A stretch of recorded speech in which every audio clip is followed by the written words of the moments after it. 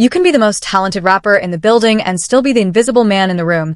And Papoose's just proved that on a stage in Toronto where the crowd did not know one single word he was rapping. And what happened up there was not a flop. It was a math equation somebody forgot to check before they sold the tickets. Here is what the clips show and what the internet is pretending not to see. A veteran who has spent 20 years calling himself the king of the underground, holding a microphone out to a room full of people, and the room handing him back nothing but silence and the blue glow of phone screens. The commentary channels are calling it the coldest moment of the year, but I do not think it was a flop. I think it was the first honest crowd Papoose has ever performed for, the first room of people who only knew the actual story instead of the mythology, and that is a completely different kind of embarrassment, because a myth cannot survive contact with a crowd that was never even given the myth. Now watch what happens the second the mythology dies.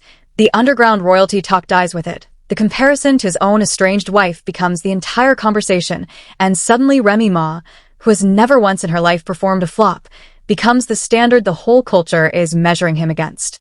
And standing in the middle of all of it is Claressa Shields, the most decorated female boxer in history, holding his hand in public like the only person left in the world who can actually see the ghost. Remember the movie Ghost? Patrick Swayze is dead, invisible, and the only person who can see and hear him is Whoopi Goldberg. That is the picture. So, I am telling you right now, everything you have been watching about this Toronto situation has been framed around the wrong question. The question was never whether Papoose can rap. The man's pen game is not the debate, and I will defend that all day. The question is what happens to a man whose entire legend was rented instead of owned. And when we get to the part of this video where I break down who actually wrote the songs and what that means for every headline you have read in the last year, and I promise you we are getting there, you're going to understand that Canada was never the problem. Canada was just the first city brave enough to stop pretending, and that silence you hear on the footage is the sound of a manufactured reputation hitting its expiration date. Drop your thoughts in the comments, hit like, and subscribe. Let's get into it. For the people who just landed here and need the full map before we go deeper, let me set this up properly, because this story has more layers than a 16-piece lasagna, and every single one of them is relevant. Papoose, born Shamil Mackey out of Brooklyn, is from that generation of New York rappers who built their names in the mixtape trenches, the era when a punchline could get you more respect than a chorus, and for a long time that was genuinely enough. He had the street buzz, the cosigns, the next one up energy, and in 2006 he reportedly signed with Jive Records. Reports put the deal around $1.5 million to finally deliver his debut album, The Nasarima Dream. Say that title with me slowly. Nasarima. That is the word American spelled backwards, which is honestly the most poetic detail in this entire saga, because everything about this man's career has been running in reverse since that very day. The album got pushed, delayed, shelved, swallowed by label limbo for years while his moment quietly passed, and when it finally limped into the world in March of 2013, the culture had already moved on to the next thing. Meanwhile, on the other side of the same city, Remy Ma, Reminisce Mackey, was building the exact opposite kind of career, the kind with receipts. Terror Squad, that legendary Fat Joe crew, and in the summer of 2004 she rode Lean Back to the #1 spot on the Billboard Hot 100, 3 weeks on top. One of those records that lives in the DNA of every cookout, every wedding, every block party since. Then in 2008, she went away, 6 years incarcerated, and the story everyone loves to tell is that Papoose was the ride or die who married her over the phone on May 12, 2008, days before she started that sentence, and held the entire empire down while she was gone. They had the formal wedding in December of 2015, and for years that couple was the fairy tale of hip-hop, the black love poster, the proof that loyalty still existed in the culture. Here is the thing you have to understand. That fairy tale is the most important character in today's video, because you have to know what the audience invested in that story to understand why the ending stung the way it did. Fast forward through the cracks. 2024. Separation rumors start leaking. May of 2025. Papoose reportedly files for divorce, and from that moment the unraveling goes public in the ugliest way possible. Ghostwriting Claims, cease and desist reports, a diss record with an acronym for a title, an alleged confession that he wrote 90% of her lyrics, and a whole new public chapter with a boxing legend whose credibility outshines every chart position in the room. Now freeze frame right there, because this Toronto performance lands in the middle of all of it, and that is the real reason this moment matters. It is not just a man having a quiet crowd. It is the first big visible moment of a man whose public narrative flipped overnight, being measured against the woman who never had his problem, and the way that fall lands is going to tell us everything about who actually decides who gets to be called great in this culture. That is the question this video answers, and the answer is going to surprise you, because it was never really about the rapping at all. Start with the footage itself, because the footage does not lie, and the footage is brutal. You can find it all over social media. The Toronto show, this past stretch of his tour dates, a veteran on stage with the lights doing all the heavy lifting. Watch the moment he extends the microphone toward the crowd during the hook of a record, expecting the room to throw the words back at him, and watch what actually comes back. Nothing. Crickets. A room full of people checking their phones, whispering to each other, giving that polite mid-level applause people give when they are waiting for the next act. That is the clip that made the rounds, and I want you to sit in that silence for a second before we laugh at it, because there is real information in it. 1,000 people who paid money to stand in a room do not go silent by accident. They go silent when they have never heard the song before in their lives. And that is not an opinion. That is what you are watching happen in real time, and it is the single most dangerous thing that can happen to an artist who built his entire brand on being respected rather than known. Now let's talk about why they did not know the songs, and this is where the sarcasm starts to feel almost sad. The set leaned on the deep catalog, the mixtape-era joints, the alphabetical slaughter-era records, the underground anthems that are brilliant to anybody who was in the chat rooms in 2006 but mean absolutely nothing to a general audience in 2026. This is the man who just dropped the deluxe version of an album called Bars on Wheels, which I respect. I genuinely respect the output, but here is the reality. Nobody in that Toronto building had any of those records in a playlist. Not one. And I need you to think about what that actually means, because it is the difference between being a legend and being a legend to approximately 8,000 people, who are also rappers. The crowd did not fail this show. The setlist failed this show. You cannot get mad at a room for not knowing songs that never crossed over, that never touched radio, that never charted anywhere near the mainstream, and yet the exact same man has spent a full year telling the internet that he is the one who wrote the crossover records. Hold that thought because it is coming back. Third piece of evidence, and this one might be my favorite because it shows the psychology. After the show, the man posted to his own page that he had a great time performing in Toronto, grateful to the fans, and in the same breath pushed the new deluxe project. Now listen, I have watched this clip 50 times, and the gap between the footage and that caption is wider than the Grand Canyon. The performance is crickets, and the recap is triumph. That is not liar behavior, that is survival behavior. A man holding on to the version of reality he needs in order to keep going, but it is also exactly the behavior his detractors have been pointing at for a year. The refusal to read the room, and the room, in this case, was literally quiet all night. The post got the reaction you would expect. The comments did not co-sign the caption, they co-signed the clips, and that is when the internet decided to do what the internet does best and turn a sad moment into a genre of comedy. That brings me to the fourth piece of surface evidence, and this is the one that turned the story viral, the reaction content. The clip went around the commentary world, every reaction channel took a swing at it, and one caption in particular sums up the entire situation better than I ever could. Somebody posted it with the line that it takes a real one to come to Canada, get on stage, drop bars, and have the people listening keenly like he is speaking a foreign language. That caption gets at the exact thing everybody felt watching it, which is that this was not a bad performance, it was a translation failure. The man rapping in a language the room was never taught. And the commentary format that really landed was the one that pulled up the Ghost movie comparison, the Invisible Man bit, and the internet laughed because it was true. When a moment becomes a meme inside 48 hours, the artist has lost control of the narrative, and there is no press release that can walk that back. And the fifth piece of evidence is the control test that makes the whole thing undeniable, and I want you to run this experiment with me right now. Same country, same diaspora, same era of New York rap. Drop Lean Back in any venue in Canada tonight and see what happens. The whole room will move. Drop all the way up.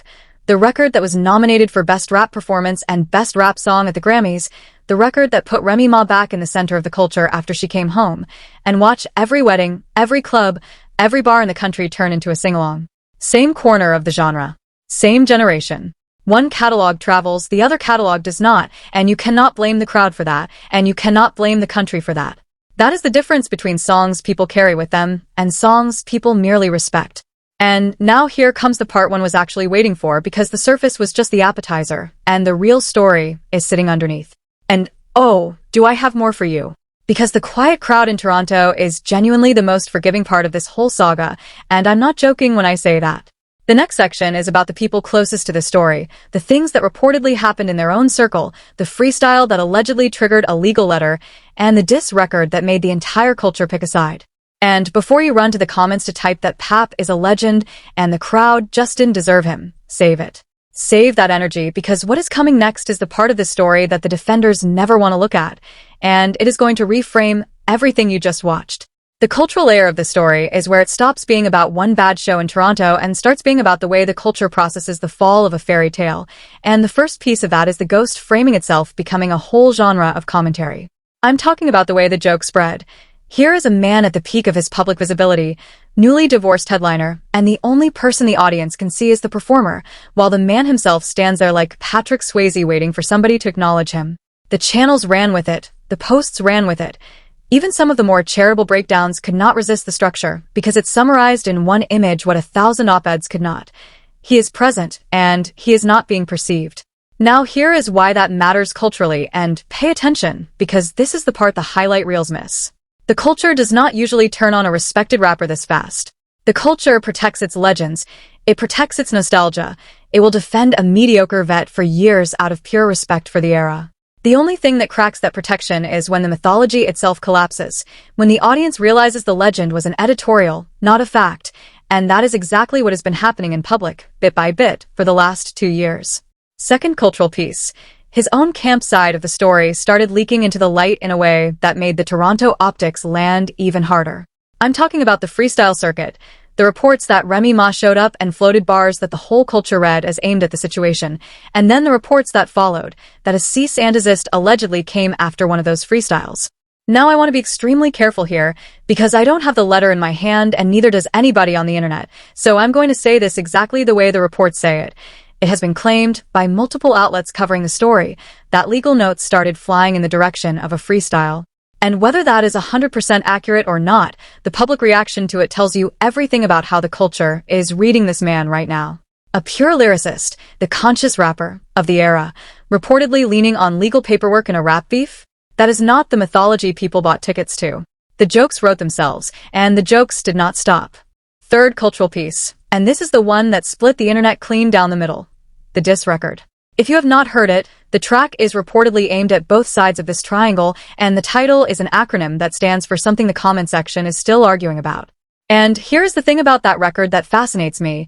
The response to it in the culture told the same story as the Toronto crowd, just in a different language. The hip-hop forums lit up, the reaction videos flew, and the conversation turned into a referendum. Who actually wrote the bars in that household? Who actually carried the fairy tale? Who actually came home from prison and outworked everybody? And this is where I am going to give the man his flowers, because the nuance matters and the credibility matters. Papoose'S is a genuine writer. That has never been the debate, and I have said this multiple times on this channel.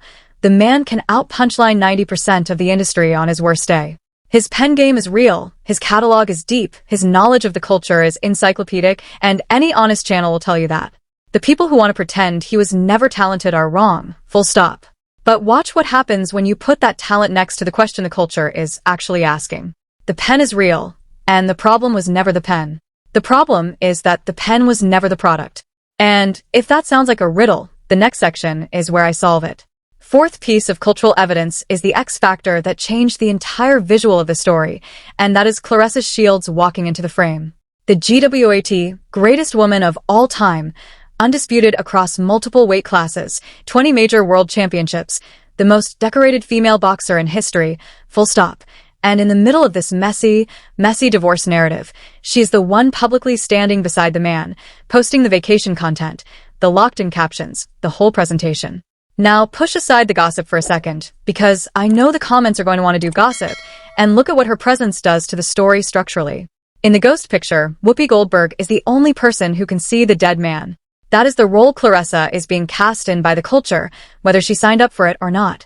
The one luminous, credible, undeniable figure who is choosing to be visible with the man the crowd just watched perform into silence. And the culture is reacting to that triangle in real time. The forums are arguing about it. The boxing world is annoyed about it, the commentary channels are feasting on it, and the person at the center of it all is reportedly not flinching. Whether that is strategy, whether that is genuine, whether that is just two people living their lives while the internet narrates, that is not mine to decide, and I am not going to pretend to peek behind a curtain I cannot see. But the optics are what they are, and the optics have a geometry to them, and that geometry is not helping the man who just stood on a stage in Canada while a room full of people checked their phones. That is the cultural picture, and it is grim, but now we need to stop talking about rap for a second.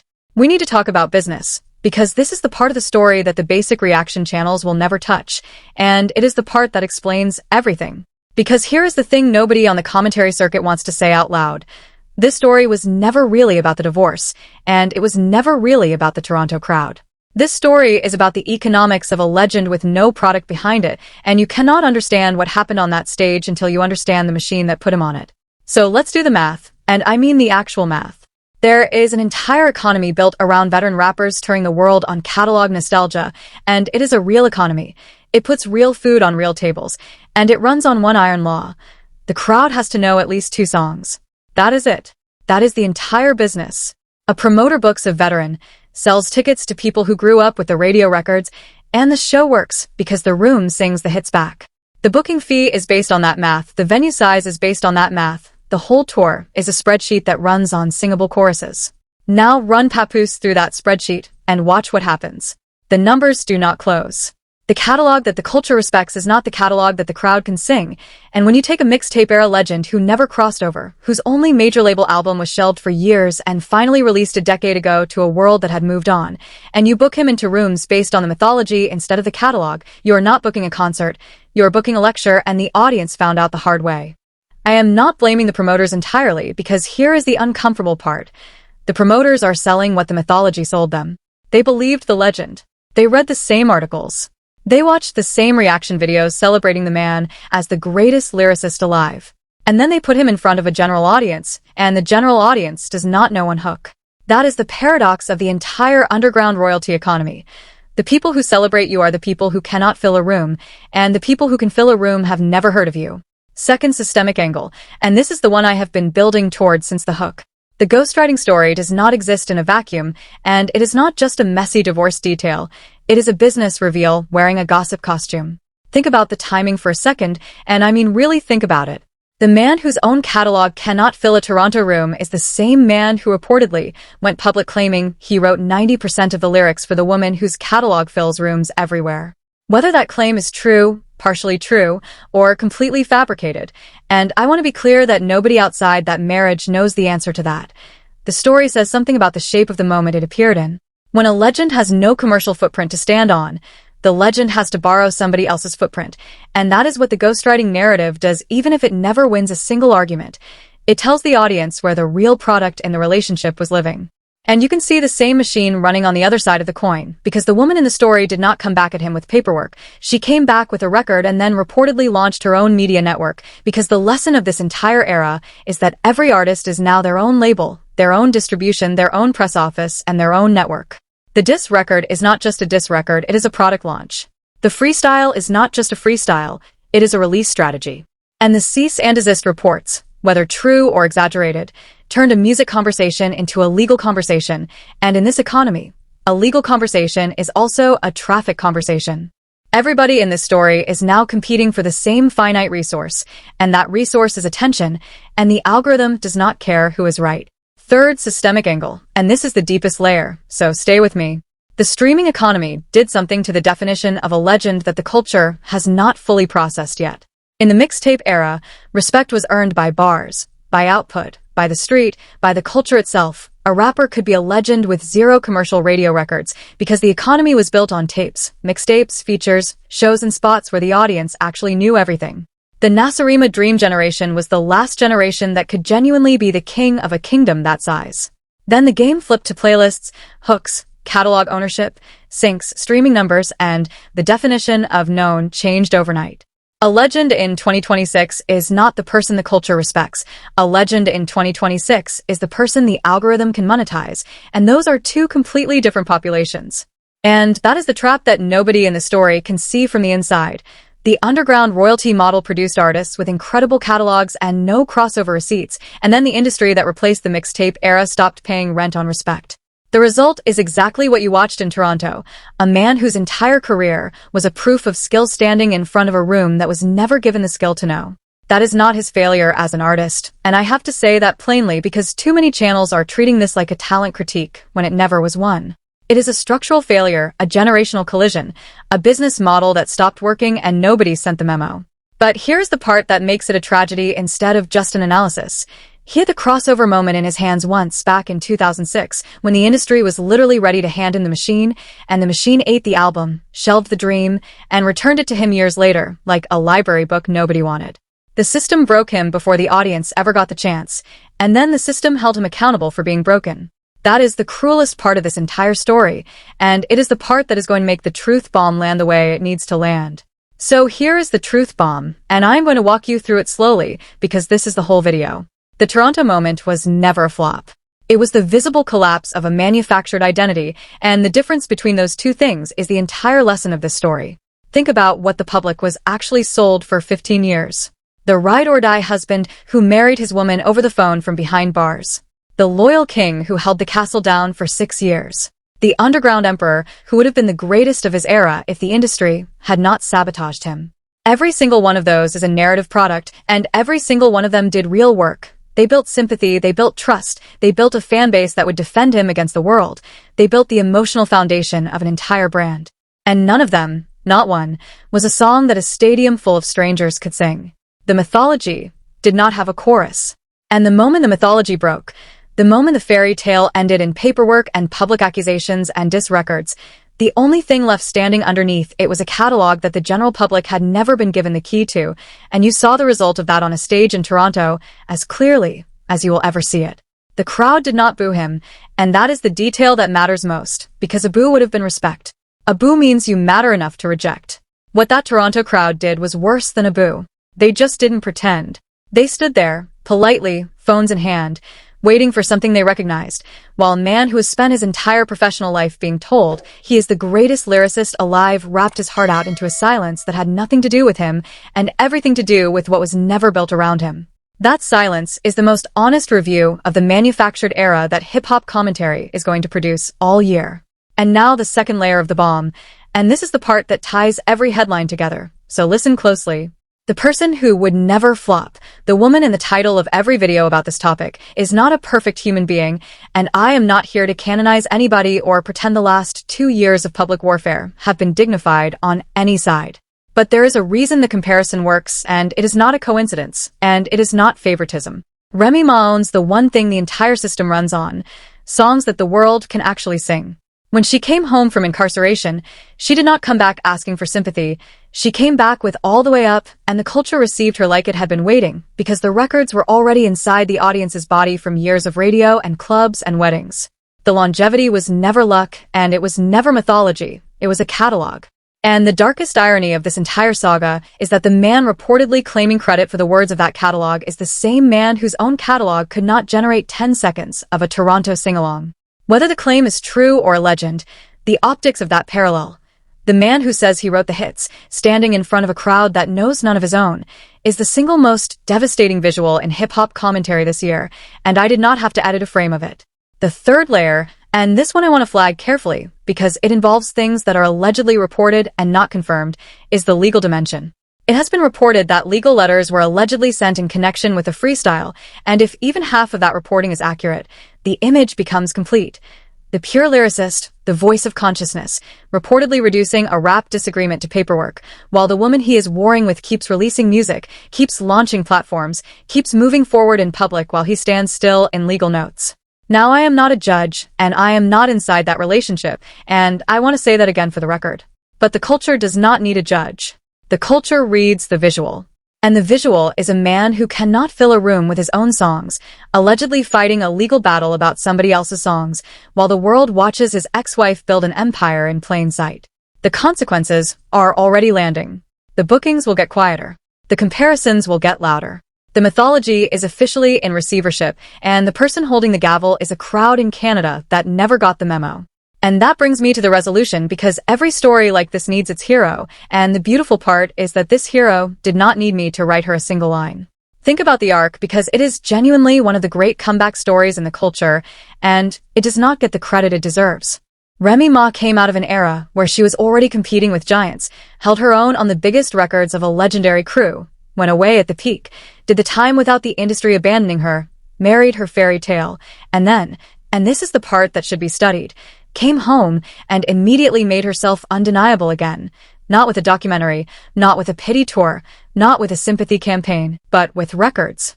All the Way Up was not a comeback single, it was a coronation single, and the Grammys nominated it in 2 categories because the culture wanted to hand it to her. That is what it looks like when the work is the strategy.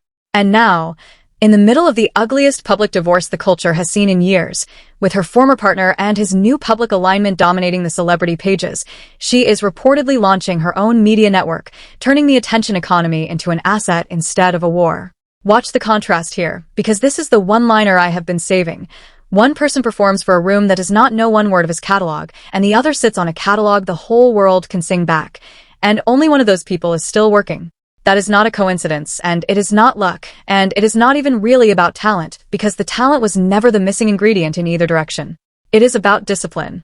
It is about understanding what the audience actually needs from you and delivering it every single time, refusing to let the narrative outrun the output. The hero in this story is the person who does every job to 100%, quietly, whether the cameras are on or off, whether the fairy tale is airing or the fireworks are exploding. And the culture, which gets accused of having no memory and no loyalty, actually just did the most loyal thing it does. It corrected itself. It refused to keep pretending. It looked at the manufactured version of a legend, then looked at the real version, and chose the real one, the way it always eventually does. The right person is still winning. The evidence speaks for itself. And the most satisfying part of the whole story is that she did not have to say a word to make it true. This is only the start, and I need you to understand that, because the Toronto show is not the end of the story. It is the first chapter of the next one, and there are at least 4 things you need to track if you want to be early instead of late. Number 1. The divorce proceedings are still reportedly pending, which means filings, motions, and headlines are still on the table, and a case that has already produced ghostwriting claims and cease and desist reports is nowhere near finished. Number 2. Watch what the legal conversation does to the music conversation. If more letters allegedly fly, the culture is going to react the same way it reacted in Toronto, and that reaction is going to be fascinating to watch in real time. Number 3. Remy's next move, because a woman who launches a network does not launch it and go quiet, and based on the last 3 years, every one of her releases is going to be read by the entire culture as a chapter in this saga, whether she intends it or not. And number 4, and this one I am watching closest, whether the man at the center of it all finally addresses the silence directly, or keeps posting the triumphant captions while the footage says something else, because that choice is going to tell us whether the lesson from Toronto actually landed. The only way to not miss any of it is to be in the building, and by that I mean subscribed, because the next video is already loaded, and it is going to be even harder to watch. I'm talking about the diss record that allegedly took shots at both sides of this triangle, the one with the acronym title that the internet is still decoding, because there are 3 bars in that record that the reaction channels completely missed, and one of them reportedly changes how you read the entire ghostwriting debate. That is the next one, and trust me, you're going to want to hear the breakdown before the timeline does.